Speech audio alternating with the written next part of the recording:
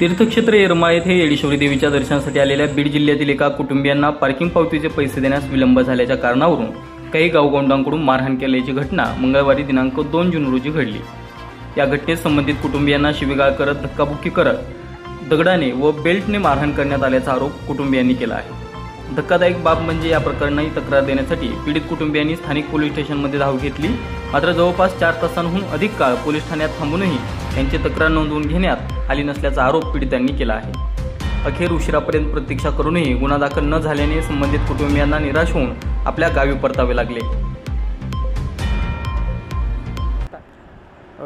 रामकृष्ण हरी, मी परमेश्वर गोपीचंद किरुळकर, राहणार शिराळ, तालुका आष्टी, जिल्हा बीड, येडाईचं दर्शनासाठी आम्ही आलो होतो।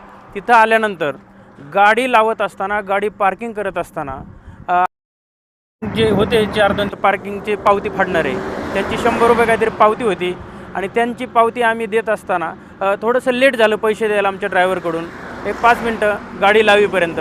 तर त्या 4-5 पोरांनी त्याला दमदाटी सुरू केली, शिवीगाळ सुरू केली आणि ते असं म्हटले की तुम्ही वेळ का लावता, आम्हाला दुसरी करायच्या, दुसरीकडे चाललेले आहेत आणि म्हणून एक 5 मिनटं वेळ झाला पैसे देण्यासाठी 100 रुपये।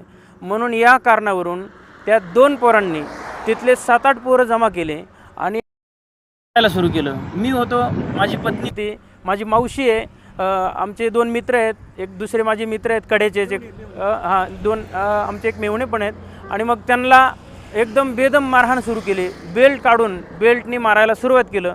ही पार्किंगवरून हे झालेलं भांडण आणि अक्षरशः एवढं मारलं त्यामुळे आपलं डोक्यातून रक्त निघलं आणि 2 जणांना, आमचे एक सहकारी अमोल म्हणून, त्यांना सुद्धा अतिशय डोक्याला भयंकर अशी जखम झालेली आहे, मारलेलं आहे, रक्तबंबाळ पूर्ण झालेले आहेत। माझी पत्नी, तिला देखील त्या बेल्टनी मारण्यात आलेलं आहे। त्या पोरांनी, 5-6 पोरांनी त्यांना, आम्हाला सगळ्यालाच मारलं। एवढं ज्या वेळेस रक्त निघलं, रक्तस्राव झाला, त्यावेळेस ते तिथून पळून जाऊ लागले। जाता जाता त्या एक अमर पवार नावाचा एक मुलगा आहे, त्या अमर पवार नावाच्या मुलाने माझ्या पत्नीच्या गळ्यातलं असं ओढून घेतलं, 3 तोळ्याचं गंठण होतं, ती त्याने अक्षरशः पळून घेऊन गेला। मी त्याला साक्षीदार, मी स्वतः बघितलं आणि तिथं भरपूर माणसं होते, त्यांनी पण बघितलं। शेवटी सोडा झाल्यानंतर ते पळून गेले आणि आमचे जे एक दुसरे सहकारी आहेत, त्यांच्या बोटामध्ये अंगठी, त्यांना तर एवढं मारत होते, खाली पडू लाथाबुक्याने मारत होते।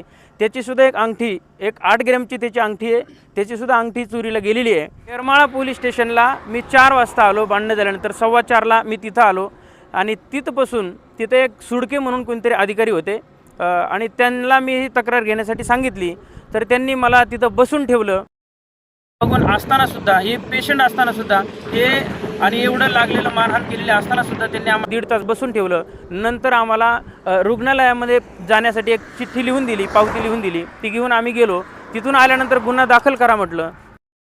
तास रात्रीचे 9 वाजेपर्यंत त्या सुडके साहेबांनी आम्हाला तिथं बसून ठेवलं, त्यांनी आमची तक्रार घेतली नाही। आणि आमची अशी विनंती आहे की सगळ्यांची, जे आम्हाला मारहाण झाली, भाविक म्हणून आम्ही तिथं दर्शनाला आलेलो आहेत आणि 100 रुपयावरून एवढी यांनी भयानक मारहाण केली, एवढी दगडाने मारहाण केली, बेल्टनी मारहाण केली आणि एवढी मारहाण करून आमचा गुन्हा घेतला नाही। माझी विनंती आहे, आईजींना माझी अशी विनंती आहे की त्यांनी आम्हा भाविक भक्तांना जो अन्याय आमच्यावर होतोय अशा पद्धतीचा, तो कुठेतरी थांबला पाहिजे आणि आम्हाला जी मारहाण झाली, आमचं जी सोनं नाणं वगैरे चोरीला त्या पोरांनी नेलेलं आहे, ते आम्हाला परत मिळावं अशी विनंती मी सर्वांना या ठिकाणी विनंती करतो।